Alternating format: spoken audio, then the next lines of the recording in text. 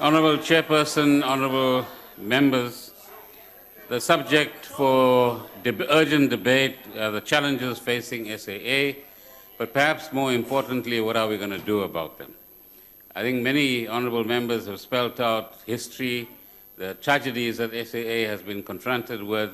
The question is, we now have the responsibility to put SAA on its feet again, and we will try our best to do so, and I will outline some of those measures.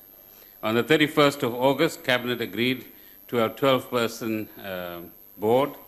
On the 9th of September, the Deputy Minister, the Director General, and myself met with the entire board and made very clear what we expect of the board, the kind of corporate governance that we expect, the King 3 or King 4 rules that have to be followed, and clearly, as many of you have pointed out, this cannot be a business-as-usual situation that the board finds itself in, or the staff and people employed in SAA find themselves in. SAA, as many of you have said, is a key state asset. It's worth a lot of money, potentially. If it does well, it will benefit the state, and it will benefit thousands of people who travel on SAA, but are also employed by SAA. The technical staff, the thousands of ground staff, the managers, the crew, the pilots who ensure that our safety, and the various enterprises that have a business relationship with SAA as well. Some of you, like Honorable Kubisa, have suggested, and I suppose many more as well, that there's corruption and looting that's taking place in SAA. All I ask is give me the evidence, let's refer it to the relevant authorities, and let's have those matters investigated. Because none of us should agree that any kind of looting or corruption should take place in this or any other state entity, for that matter.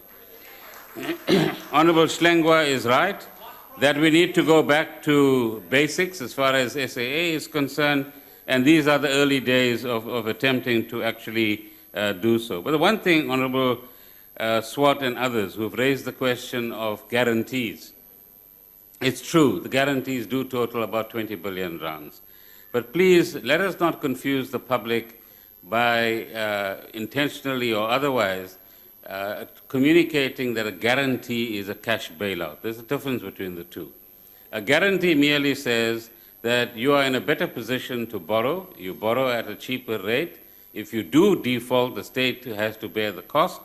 But if you don't default, it gives you the privilege of actually borrowing money, excuse me, as SAA does. A cash bailout is where you actually inject equity into the airline. And none of the 20 billion rands that we're talking about is a cash bailout. It merely allows SAA to borrow money with the backup of a guarantee. Transnet has a guarantee of 350 billion rands. Many other state entities have these guarantees as well, and they total almost $500 billion rands. But the key is that you still need a financially well-managed airline or entity to ensure that there's no default in payment. Because if there is a default on payment, then the state and the fiscus becomes responsible for ultimately coping with the challenges that arise from that. I think it's also important, honourable members and chair, that we outline the facts as we found them earlier this year. Firstly, in governance terms, the board was in trouble. There were only 3 members of the board plus the 2 executive members. There were instances where 1 or 2 board members were actually signing letters. That's not the job of a board member. The board members should ensure that there's a strategy that's viable. They should ensure that their fiduciary responsibilities are carried out, but leave the day-to-day management of the airline to the managers of the airline, and ensure that they are competent people to actually manage the airline. As far as management is concerned, there is clear indication that there was juniorization. Our responsibility and the new board's responsibility now is to ensure that we get competent managers as CEO and CFO, and that they are competent people who have the experience to form and enhance the strategy of SAA so that it does become financially competent and stable as opposed to a potential liability.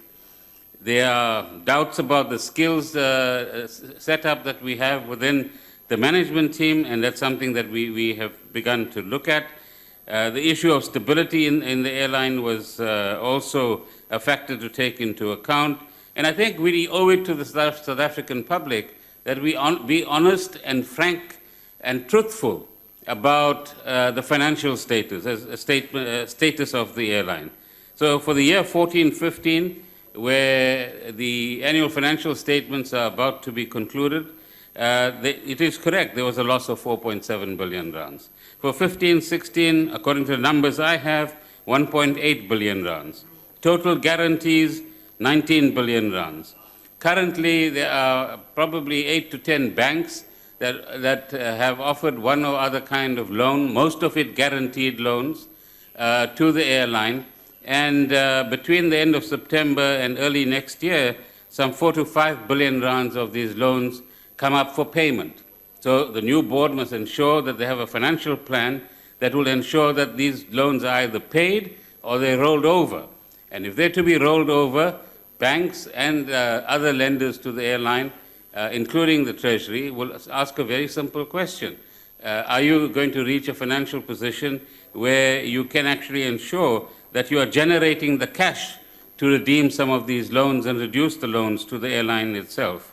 It is also correct to say that if we removed government guarantees and government support, technically SAA would be insolvent at this point in time.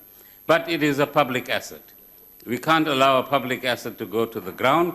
Our responsibility is to do the right thing and ensure that the turnaround strategy that is in place and partly implemented is now totally implemented. So we've appointed, in terms of the immediate steps that we are taking, we've appointed the new board, as you know.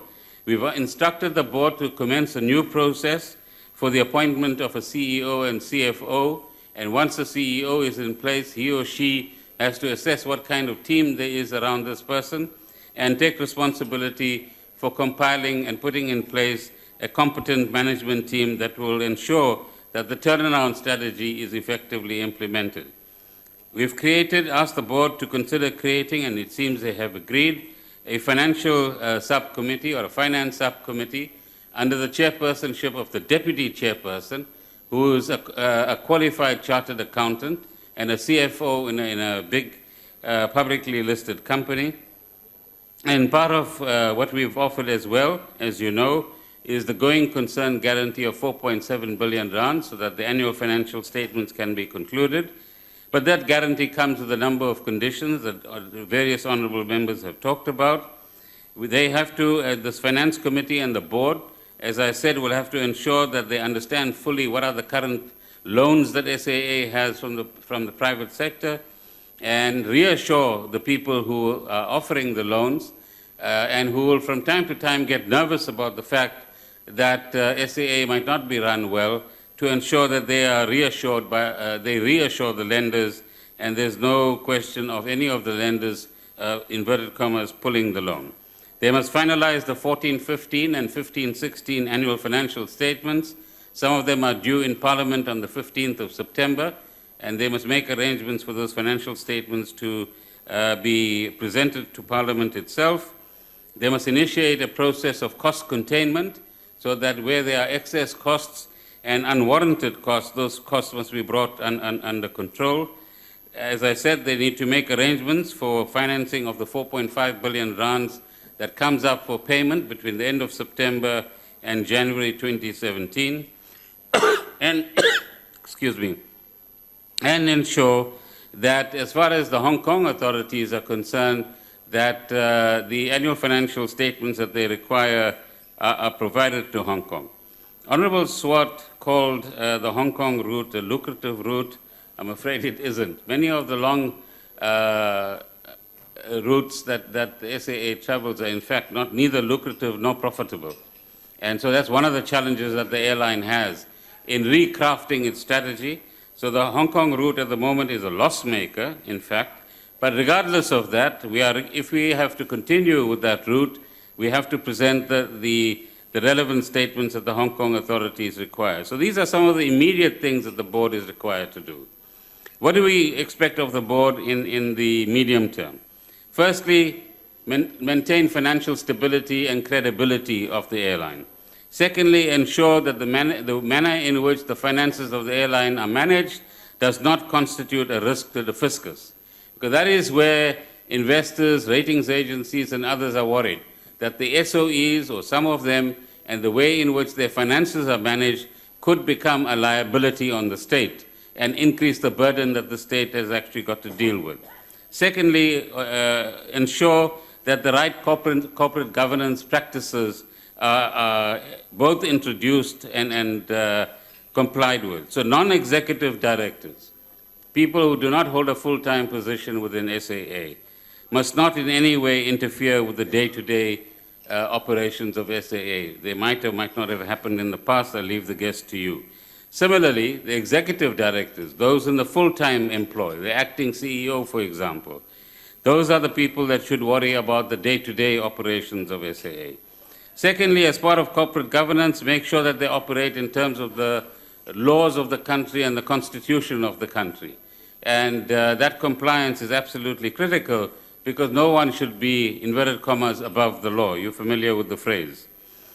As far as the turnaround strategy is concerned, it is important that the new board develops a sound business plan and a sound strategy, review the existing strategy to the extent it is necessary, ensure that there's a value proposition to customers of SAA, ensure that they review the routes to work out how they're going to balance the non-profitable routes with the profitable routes, so that ultimately the airline as a whole is profitable. And ask the question, what is going to differentiate SAA from other airlines that are traveling many of the same routes that SAA is traveling as well? And what kind of value proposition are they in fact going to offer? We hope that in the next few months, the CEO and CFO will be appointed, and in the months that follow, you're going to get a competent management team in place as well. The process of considering and reviewing whether SAA and South African Express is going to be consolidated or not is a process that has been initiated with the Department of Public Enterprises, and in a few months' time we can certainly come back to Parliament and indicate what progress we've made in that particular regard. On the question of finance, let me go back to a guarantee is not a cash input into the airline. And if the airline requires a cash input from government, then it is up to the new board, having evaluated all of these factors, to prove to government and indeed to Parliament and the public that for reasons that they fully understand and comprehend and can defend as a collective, they require X amount or Y amount.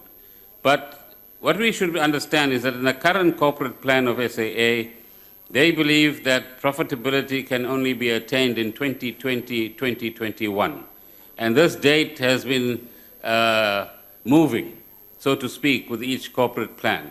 And the board must take responsibility for setting a very clear target date for returning the airline to profitability. Ultimately, what all of us want is an accountable board, an accountable airline, and one that is able to return itself to profitability.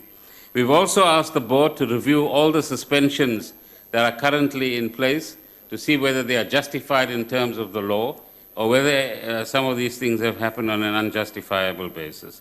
Lastly, on the question of privatization, I know there are some honorable members who think that privatization is a solution to many of the problems that we have.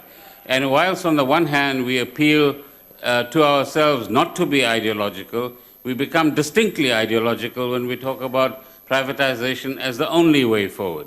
I think what we need to focus on in the immediate term is get the board working, get a management team in place, have an effective strategy that supports tourism and other objectives that our government has, and then we can talk about how do we get more equity into the airline and make it a more profitable and effective airline. Let me thank all of the honourable members for their constructive suggestions and for airing their views on an important public matter. Thank you very much. Order, honourable members. That concludes the debate.